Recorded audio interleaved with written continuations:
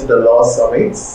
I am Barrister Olumide Sholokwe, and I have here two guests. To my left is Barrister Grace Oyeyemi Adiola. Am I right?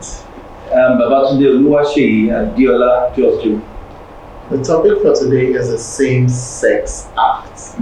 I picked this topic is majorly because it has been a big security issue in Nigeria, and there are some countries that have criminalized this act, which I believe to be wrong, and for that main reason, I feel that there should be a discussion around it to know what exactly it is and why it is being criminalized in the country.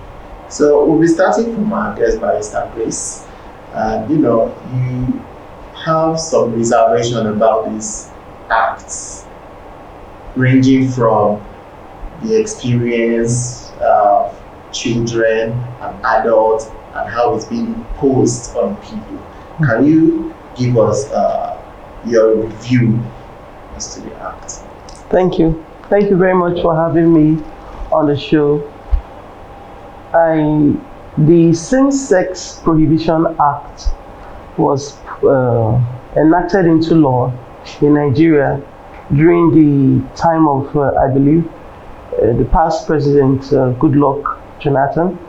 And my opinion about it is it was rushed, it was done hastily, and it wasn't properly, to put it better, there was no proper research before that law was put as a law in Nigeria. And why this is a personal opinion, why I have this opinion is simple. I will put some proposals forward. Do I agree with the Same Sex Act? Do I think it is necessary in Nigeria? I would say yes. I am against same-sex marriage in Nigeria. The act provides a prohibition against same-sex marriages in Nigeria, and it also prohibits the gathering of clubs and societies where same-sex can come and engage in their activities in Nigeria. And it makes it an offense for anybody who engages in this act. If you marry a person of same sex as yourself, you could be imprisoned for up to 14 years in Nigeria. And if you institute a club where people of those people who engage in these practices can converge and meet up, then you could also go to prison in Nigeria for up to 10 years. So that is basically what the law is in Nigeria. And my personal opinion about that law is that it is rushed. There was no proper background into it. First of all, we are dealing with human beings. And when you deal with human beings, you need to consider that what is the mindset behind a person acting in a specific way. A man or a woman who chooses to engage in sexual relations with somebody of the same sex as he or herself, you would want to know what is the psyche of such a person. That I think that is a question our lawmakers should have made before they enacted this law, to dig deeper into the psychology of the people that do these practices in Nigeria. Yes. So what you're simply saying is they should have checked more into why all these first world countries, they themselves decided to pass it into law and make it legal for same-sex activities, to have same-sex marriage, right? Exactly. Right. So, Mr. Just Joe, if you can give us your opinion as to this part. Impressive. Sincerely, this topic is something I would normally on a great day like this not want to share. But thank you so much for bringing me to Law Summit. Maybe to be a very good time to share my opinion on this. Interestingly, you could see I'm a Christian.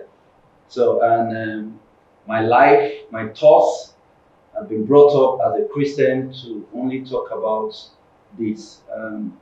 As much as we see Nigeria to be a secular nation, we know that it is ruled and confined by religion. And both religion in Nigeria, I mean, the most popular religions in Nigeria are Christianity and Islam.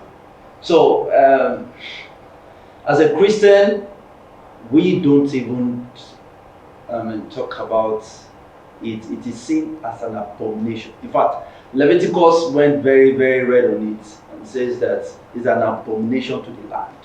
So, it's my belief as a Christian. In fact, when that law came during that time, I was praying that should not happen, because that is a serious abomination to the land. So and when things like that happens, I believe there are end time flashes that the time of the end has come. So it's for me as a Christian, I know it's time for war when such a sound comes out. So I know the lawyers of this time will see it in different perspective. But sincerely, in order to bind and keep our children safe and sound, and to follow the natural means of life, because I feel that that's much more even natural. Like the scripture we say is in Romans chapter 1 verse 31, it says, talked about the natural use of such. So whether the nation is in secular or is in sacred, our own is to look at most of these things from a natural view and see how which all of this proceed and how it can bind the nation. Not the secular nation, but the secular nation did not come naturally, and is binded by a force. So, and that force is also used to regulate those secular, and I believe those laws came out of those natural laws. So it's important that we also see it from such view, and that's where I stand.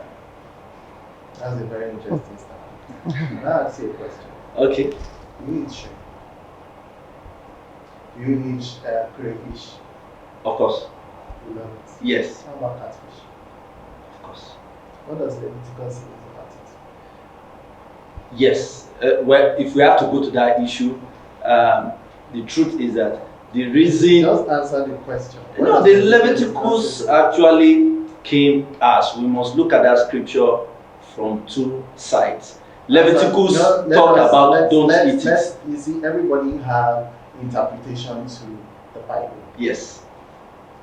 Let us give it the plain English interpretation. Okay. Do you eat it? Yes. What does Leviticus say about it? Don't eat it. Yes. So the same Leviticus that condemns same sex, yes, condemns that same thing that you like, yes, and you call yourself a Christian. Yes. Do you see the contradiction? No, because I'm not only just a Leviticus Christian. Alright. Yes. So you are a Christian. Yes. Would I be correct to say that Christianity means Christ-like?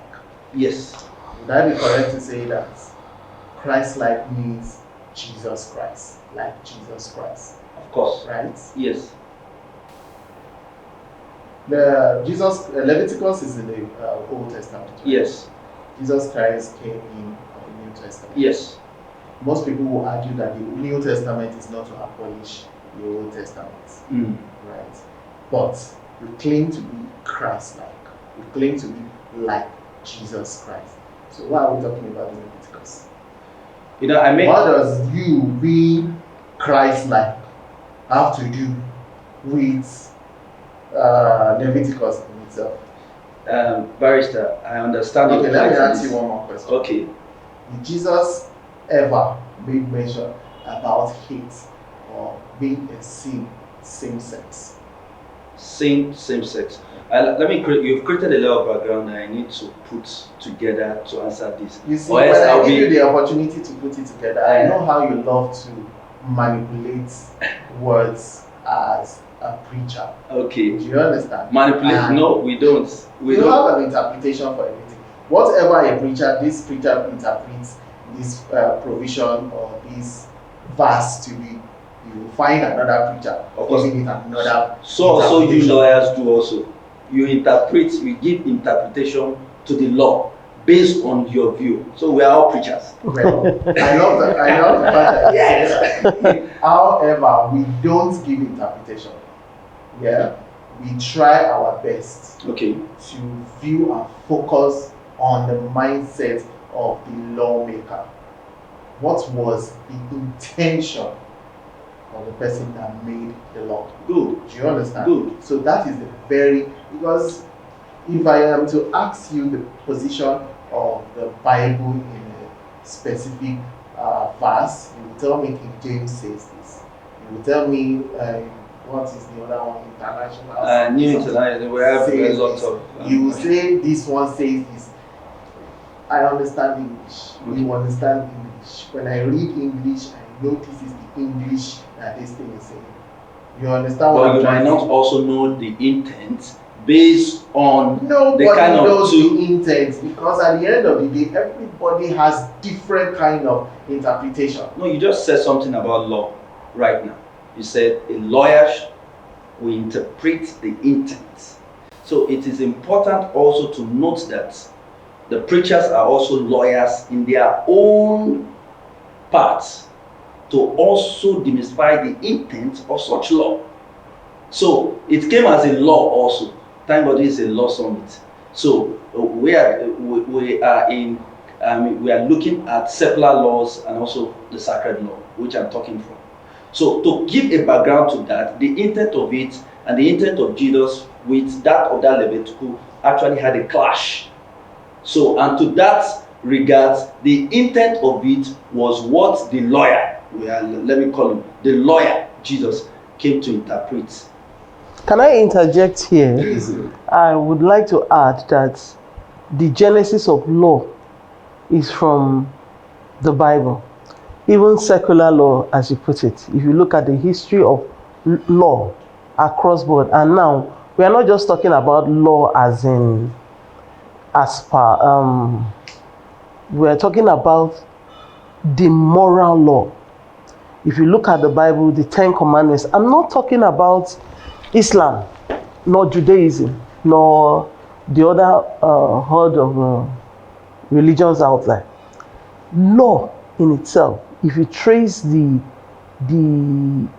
origin of law, it comes from the Bible, because it wants to enforce or institute morality. Not Islam, not Buddhism, not from Christianity. And if you look at take for instance the 10 Commandments, it is a reflection. You can see that the provisions made, most of the provisions made in 10 Commandments, in the commandments, are reflected in our laws in all countries of this world. So let us be clear that law in itself has its origin in the Bible.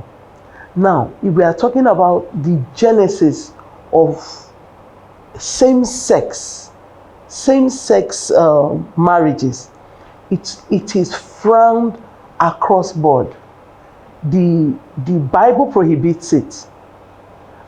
The law in America used to prohibit it, and now they've changed it. And now the issue is, why was the law prohibited years ago and now it is acceptable? What changed? Let us redirect our minds back to the topic on ground. What changed for America now to feel that it's okay for you to put up cartoons for my children that depict gay, lesbians and all that? What makes it okay for them to try to force me to accept that it's all right for a man to sleep with a man? I think one of the main things that we have to give a cognizance to is the fact that not everybody, you cannot, like you were saying, not everybody eats shrimp. It's not really about what the Bible says or not. Like I have preferences in what I eat, but I respect that you eat it. I know that you can eat it, but I don't like it. What does that mean? Because you eat it, you have now become something else. You should be in prison because you eat it. Okay, so your own position right now is, okay, you are fine with the fact that they have that belief. That is homosexuals. Yes, they have you are fine with it, but they should not put it in your face. They should not throw it in your face. They should not be. They should respect that I am not comfortable with it. Okay, you are not comfortable with it, and they should not enforce their beliefs on me. But you are a Christian, right? I am. Do you meet all these Jehovah's Witnesses as an example? It's practically every Christian. Yes, I do. Going around forcing their own beliefs on other people. And I call them to book. Okay, so at every point. Yes. So anybody. So okay, let me hear your own opinion about it. Well, you see, we're talking about not too much of a complicated issue here, but also something we need to tread in between the line. What is the Bible? Bible is actually a conglomeration of some different religions bind together, which actually came as a prophecy to talk about with Christians. So why do Christians think that? They try to look at what it was, the genealogy of what they are talking now, which is the Christ-like, what is doing now. So if you think about, I'm still, because I wasn't done with my points, so I want to actually lay a background to actually put what I want to say. So the Judaism are the one who actually put that into laws, and that is their own constitution. So it is important that we know where the line is drawn between Judaism and Christianity. Now, so what is Christianity? Christianity actually are those who came in the reflection of Christ to live the life that Christ lived. And I need you to also bear with me, like you said, moral laws, where all of these things is drawn out. The whole system about God and Jesus, especially Jesus, that we live by as a Christian, came out of a natural principle. Whenever Jesus is asked such a critical question, he will tell you that this is not how it was from the beginning. That is called. It tells you of a natural process of things, how it should be done. So he refers you to the beginning, because it was in the beginning everything was good. So it is important we draw that background. So it is on that background a Christian actually put himself to actually adhere into such a natural loop, which in the beginning. Listen, in the beginning. Yes. Mm-hmm. That is what Jesus Christ always loved to refer to. Yes. Has he ever condemned homosexuality? Of course not. Okay. Not directly. Yes. Or condemn divorce. Yes. Should we put it into law and say that divorce is a crime? 14 years for anybody that decides to leave his or her husband or wife? No, of course. Are you saying we should do what? We should criminalize divorce? Is that what you're saying? No, well, it's not so, and it should not also be criminal. Okay. You are a Christian. Yes. Like Jesus Christ, who never condemned homosexuality. Yes. Right? Yes. And now this thing has been put into law, and your belief in his actual sense as a Christian, that you are like Jesus Christ, never condemned it. Yes. Why never also condemned divorce.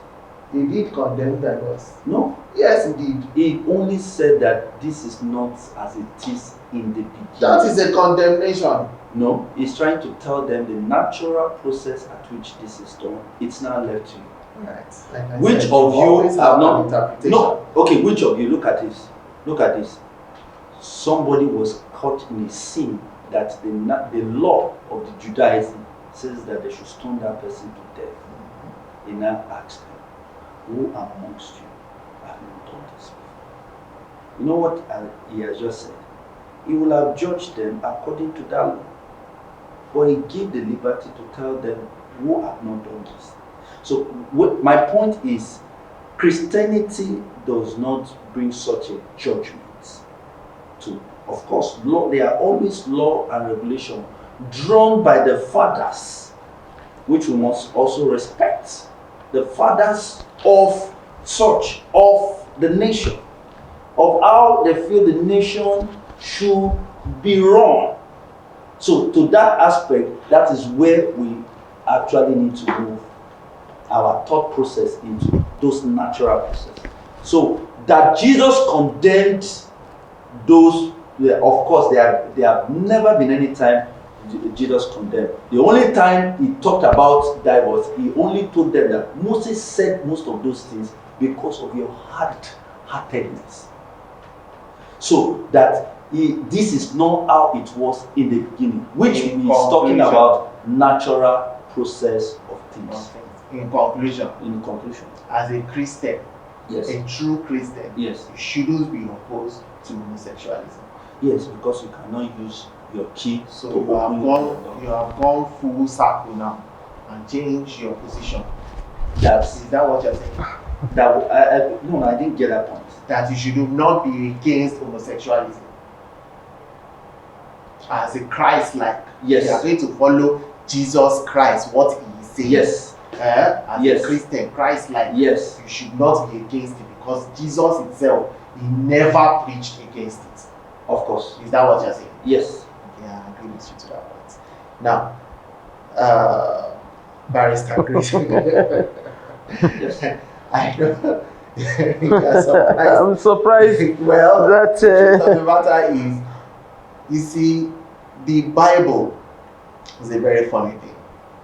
I was having a discussion with a friend, and then he started telling me that our daughter's name is Angel.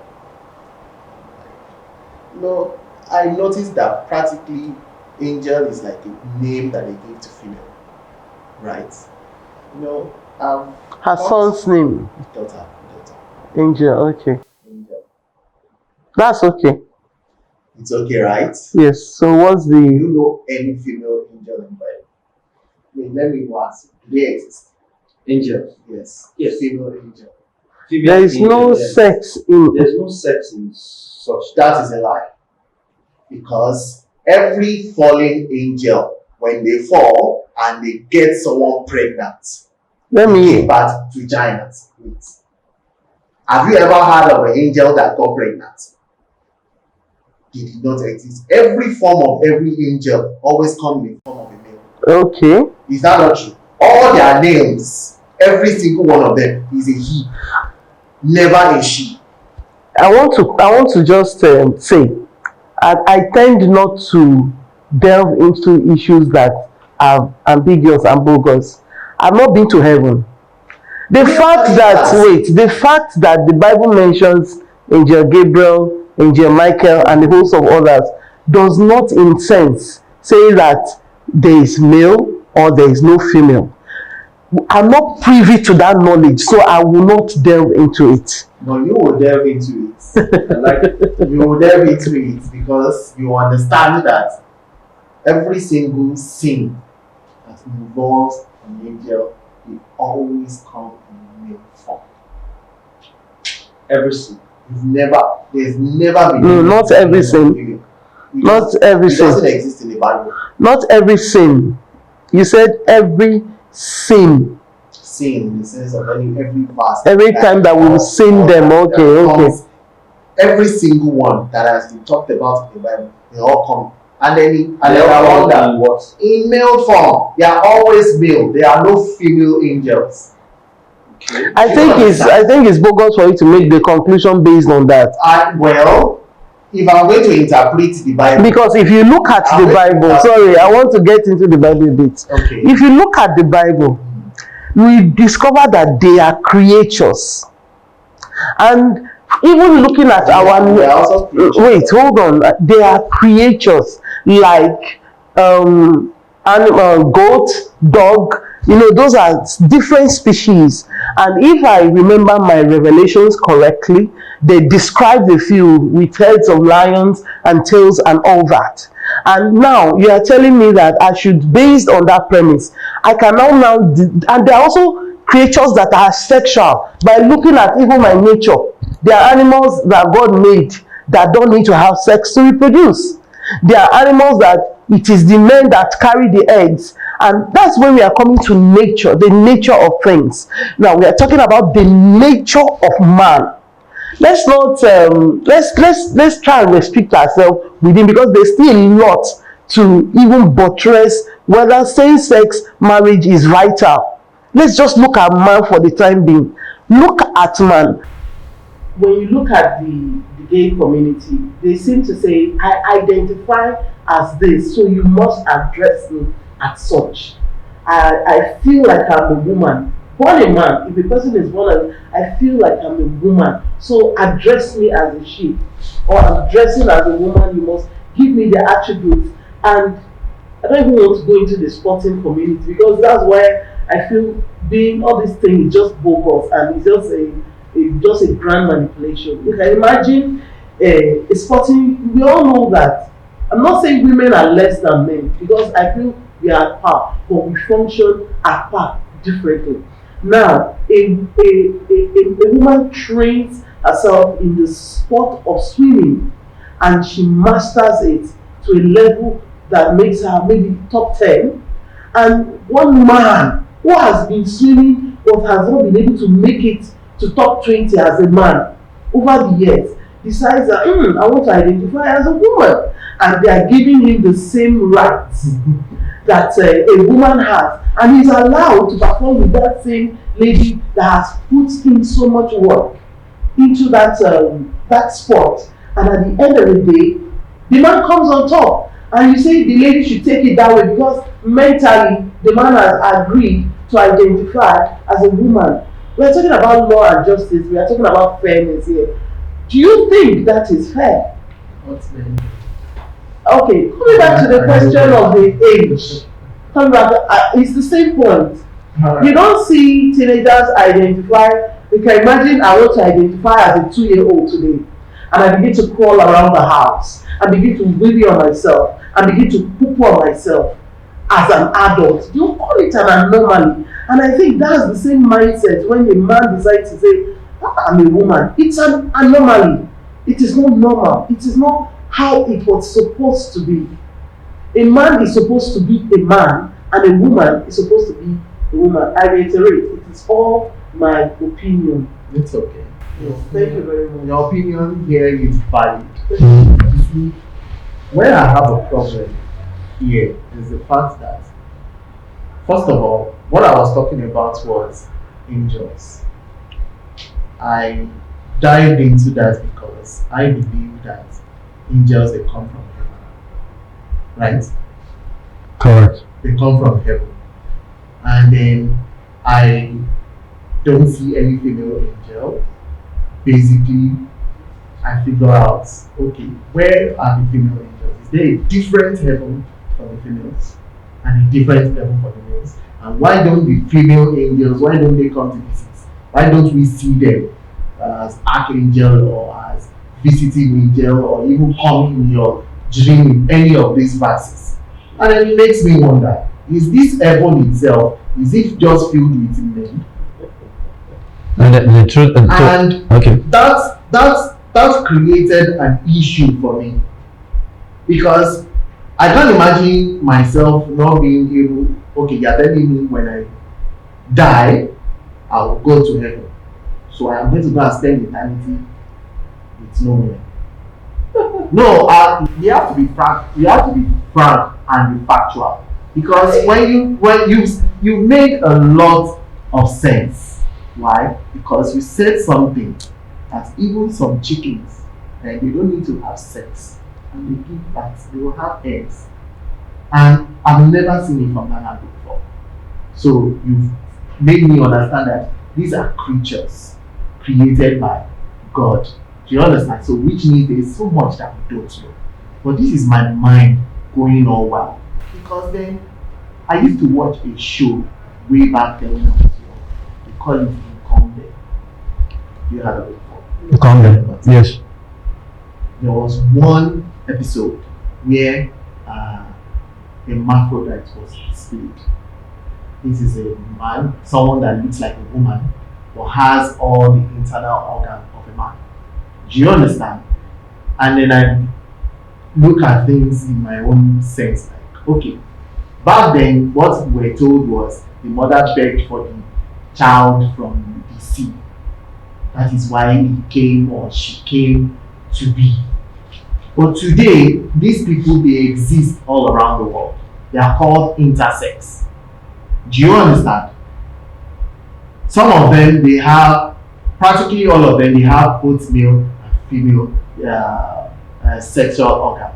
Some of them, they can give birth and they look like a male. Some of them, they have breasts and what is it called? A penis. And some of them, they have both vagina and penis at the same time with no breast. They have different kinds. What does your law provide for those kinds of people? Are you telling me that, because he looks like a male, or because he looks like a male, which we don't know if he has a female vagina under there, then because he looks like a male, he must sleep with a female. What is he going to use to sleep with that female?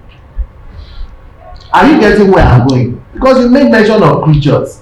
I'm not defining them as creatures, they are called intersex. I'm just simply saying that there's so much, like his rising started with the blood was rushed. It's un-African. And I want to come to that as well. Because I don't even understand what un-African means. Mm-hmm. You were going to say something. You see, the truth is that like you were saying, thank you Barrister Grace. I'm so learning so much from your wealth of understanding, and I really give you guys kudos. But let me also share this very point in front, that if I ask you, where did you come from? Did you come from yourself? Did you made yourself up? I came from my mother. Okay, did your mother came from herself? She came from her own mother. Can you see that? So till she has that, she doesn't know. But she did not, because she really do not know that. Science did not tell them so. What told them so was a natural process, which is governed by a particular kind of government. Now, what is heaven? An invisible place, what you cannot see with your eyes. It's spiritual. Yes, the spiritual realm. Now, this is it. We should understand that, like I keep on saying, natural process. And there's some terminology that means something in this natural, in this kind of level of earth that we are. If this kind of body goes to Jupiter, that's how this body will deform to actually adjust to the gravitational pull that is there. And you can't even have this kind of body to stay there. You are confusing me. When you start making use of those words, okay, those are scientific words. You are a Christian, you are a religious man. You shouldn't be using those kind of words. No. Because you don't understand it fully. Yes, I know you are also an engineer. I'm a scientist. Also. You can't be both. No. You really can't. Then it means you are not a true believer. No, okay. Let me drop. Because science is also a religion. Let me drop this point. Let me end by saying that. You see, the truth is, after understanding that there is a particular source that we come from, and that in the And that the spiritual, as a Christian, I believe that it is the spiritual that governs the natural. How do I know that? I know that I'm a man. That's a spiritual language. Male or female is a natural language. So in the spirit realm, there's no sex. There's no gender. In the physical sense, that's where some people will be saying that God is male, or angels are male or female. So it is important we know that when we leave this realm, this body belongs to this realm. So when you hear the word going to heaven, that's why he keeps saying, Genesis 1:26 says, he made us in his image. Who is God, male or female? So he is not male, he's not female. What is the image? So I came to, as a Christian, I understand that I came in this body. So I'm like inhabiting a body. So, and there's a law that governs this natural stuff, which I oblige to, which I surrender to. So, if man must govern himself, there's a way this body will be leading man, so much that he will be creating a law that is unnatural to himself and begin to swear off. So, to limit my response, my response is this, to this intersex. Yes, Jesus has not come to condemn the law. His thought was to fulfill it. And I understand that if I have to leave the path, because as a Christian, we know that we live by faith. If I'm to leave the path, I must actually look at how does it want. That's why Paul extended by understanding. He that understands that law very well, begin to say that no, it is about a natural process that must be looked into, and which most of the people who found themselves in such a realm, that I find myself always loving to steal. Always loving does not mean that that is myself, and I'll just adjust and say that I think I'm a thief. No, but I must see myself and say, wow, this is how this government is run. And as a Christian, I believe that the government comes from God. God instituted such a government to be. So if the government at this point in time situated this law, this is how it should be, I will respect God through that law to them. The last to put to this is, now there will always be a rebel to law, which I say those intersex. So if they see themselves as rebel to law, let them bear the consequence. And if they see themselves that, oh, we can fight this through, fine. So just to correct you a bit, yes, because you are making the intersex, yes, he mentioned, are not they are not gay or lesbians. No, he thinks intersex are people that change their form. No, that they is were transsexual. Not those ones. These ones were born that way. Those hermaphrodites. You will understand them to be. There are ladies that have a mustache, full beard, okay, with breasts, okay, and vagina. There are men that have breasts, you know, with. No, I thought we came starting from, we were talking about same sex. He was trying to, we are talking about my background is same sex. That's where, yes. Right. Same sex, 2014. Same sex, that is what I'm talking about. I don't agree with it, because you need to know that not everybody is religious. Secondly, what is natural to you might not be natural to you, might not be natural to her. No, I'm coming from the point that we are governed by an invisible law as a Christian. Okay. So I must respect that law, and I must be directed to that law to go back to my heaven, because I did not originate from earth. I'm a spirit being that originates from heaven, came to earth to pass time the time and my faithfulness to God, and go back to heaven. That's fine. That's you. No, that's a Christian. That's the religious belief of a Christian. Christians, they don't want to accommodate homosexuality, right? Even though Christian, they don't, right? They don't want to accommodate. Some do, like the Anglican Church of the US. Some do, but in general, they don't. Yes. And now I've been able to prove that Christianity is Christ-like, Jesus Christ, who never condemned them. So they are not really practicing what they preach. If it is that, really look at it from the, there are many things Jesus did not even say about, which he actually even said that I cannot say some things. There's a spirit at work in Jesus. That you see, conflicting fact and faith. Faith and fact is one of the most big things. So facts and faith, which you lawyers, I'm sorry to be corrected, you lawyers believe in facts. We Christians, we believe in faith. We believe in the unseen. Jesus said that there are many things I cannot say, but the Holy Spirit will tell me what to do. You know what that does? That has given glory to the source.